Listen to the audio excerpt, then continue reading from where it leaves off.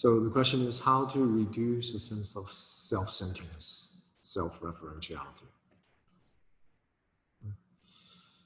First, before we even talk about that, we have to recognize what is the self? What is the workings of the self? What does it function? When does it show up? Under what circumstances does it manifest more so than? And everyone's different. So first, the Buddhist notion of self, or Chan Zen tradition, they're not referring to a sense of conventional existence of who we are. They're not referring to that. They're not really denying that. There's a history, a real lived experience to how you are the way you are. It's different than your siblings, right? Even your twin. So that's not what the Buddhists refer to as self-centeredness, right? 自我, or Japanese, Nikoteki. So what is the Buddhist notion of the self that it's referred to? Well, the Buddhists talked about no self. So there is no self that's kind of permanent, truly existent, that's describable, that one should let go of. The Buddhist position is you're already free. There is no sense of self-attachment, right? Self-referentiality, some permanent existence, separate existence from self. What there is a real history of habit tendencies, right? From lived experiences and vexations, harmful or unwholesome thoughts and feelings. Okay. So while there is no separate existent self, there are these habit tendencies and vexations. So what Buddhists refer to as self, then it's actually referring to the habit tendencies and vexations. Sometimes translated as afflictive emotions, thoughts. In other words, you cannot have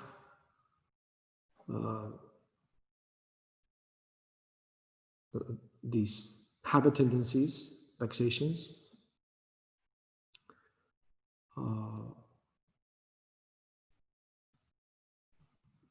when there is kind of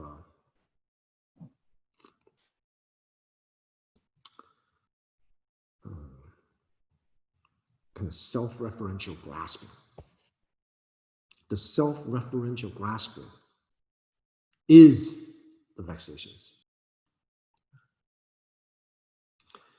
So how to reduce self?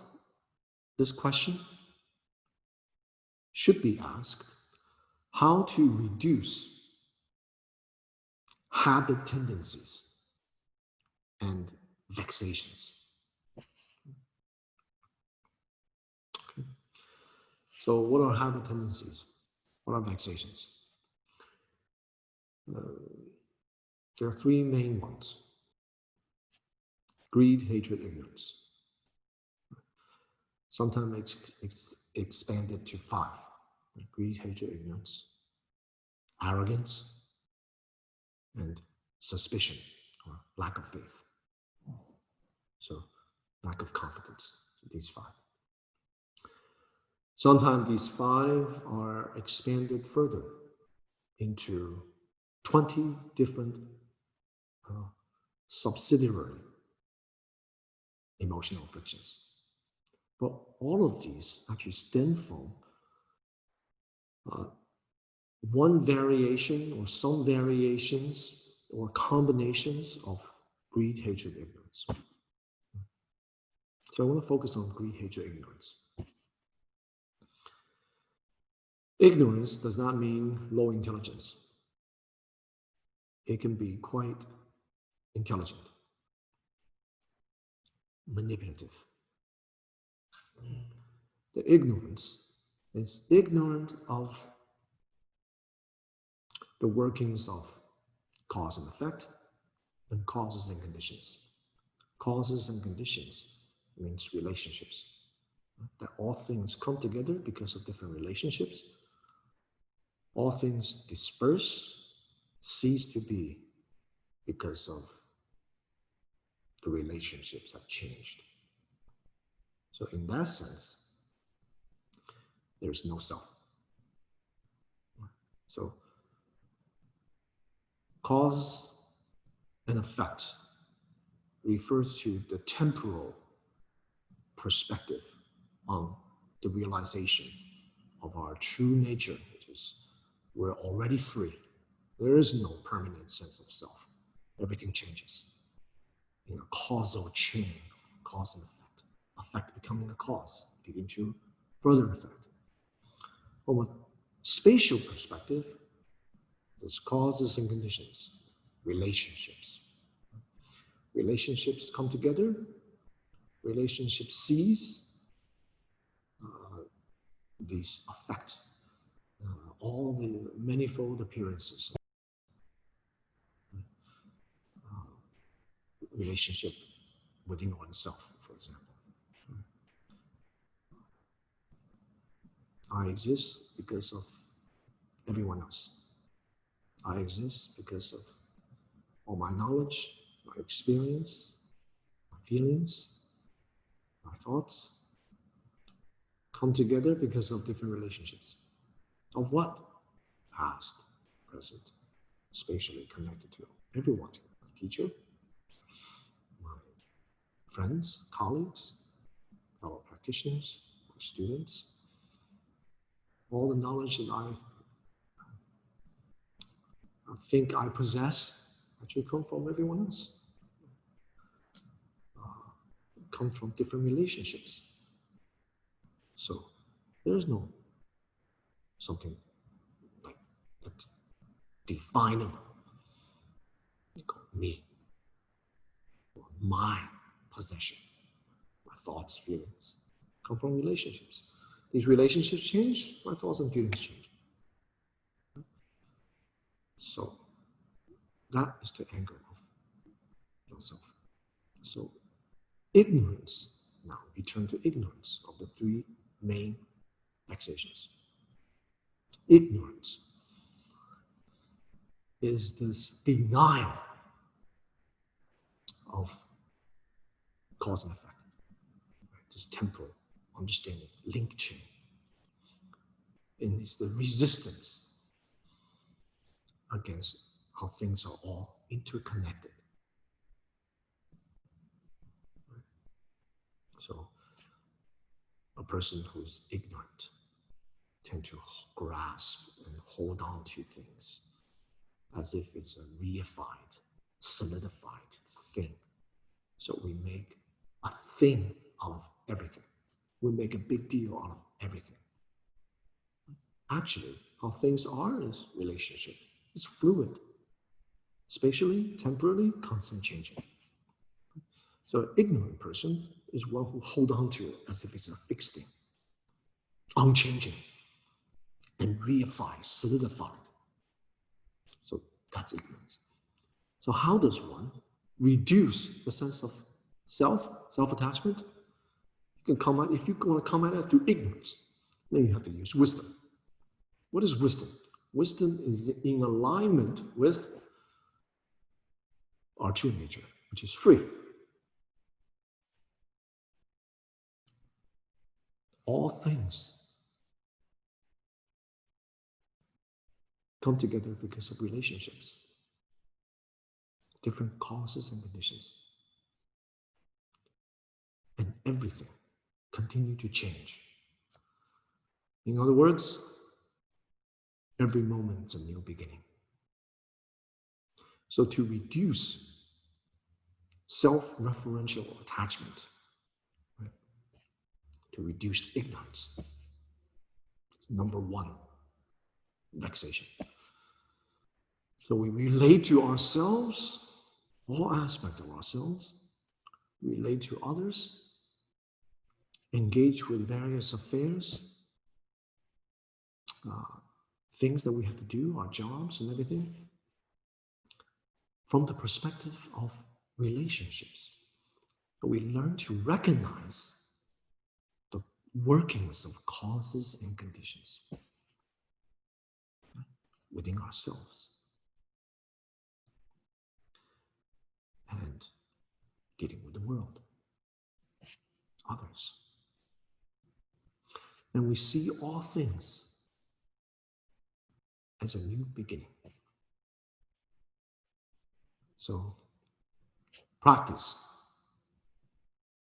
is about relationships,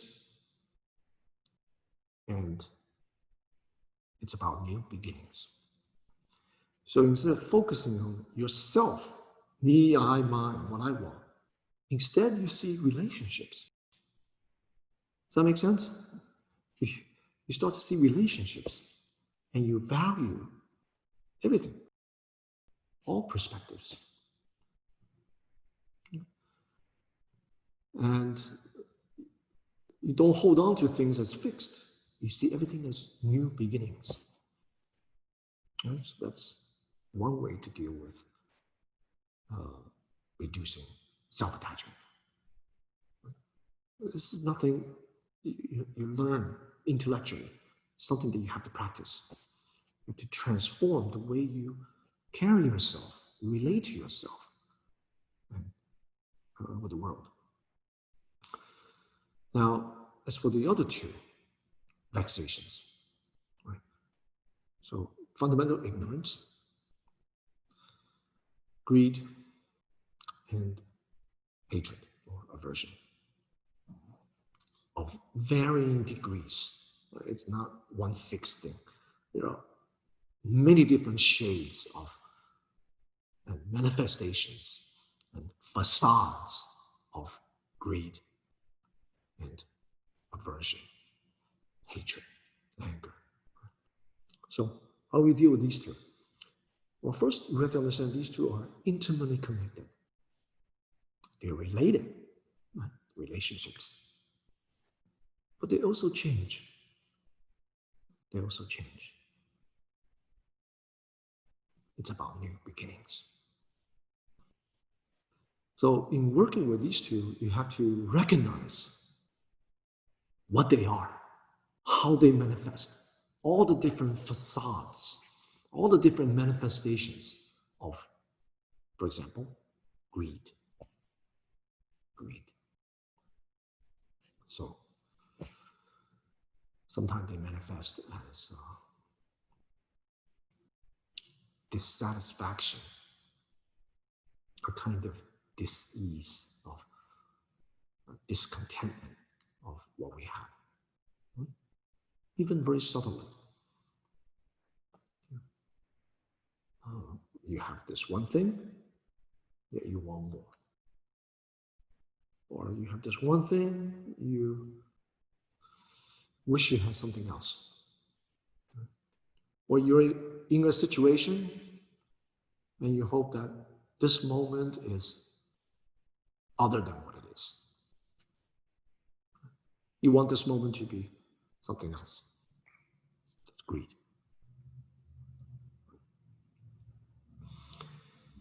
The flip side of that is aversion, anger, hatred, but also very, very subtle sense of opposition, sense of dis-ease. You can also say that. But the very fact of you want this moment to be other than what it is, that wanting to be other than what it is, that's great. Not wanting this to be what it is, that's aversion.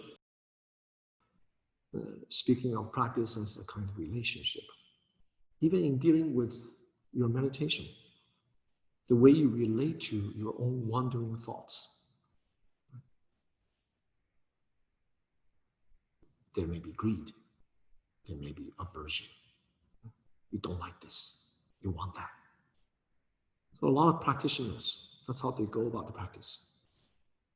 So without their intention, they're actually developing, enhancing, solidifying, strengthening their greed and aversion. So without first exposing all the manifold workings of greed and aversion, you don't know what you're letting go of because you don't even recognize it. So first you have to recognize it. In recognizing how we feel about ourselves and things and people, we learn about different aspects of ourselves. And there's a real history to why we are the way we are. History. We cannot go back and change the history. That's why practice is always about relationships and new beginnings now.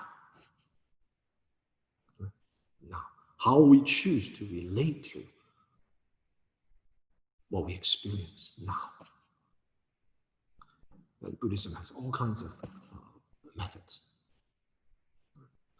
So these are just the three, right? Just the three things that we have to work on, how to reduce or let go the sense of self.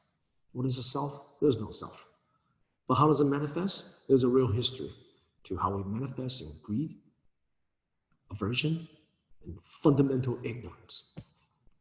So we work with that. These are kind of obstacles that conceal how we truly are, which is free. Right? So that's my short answer to it.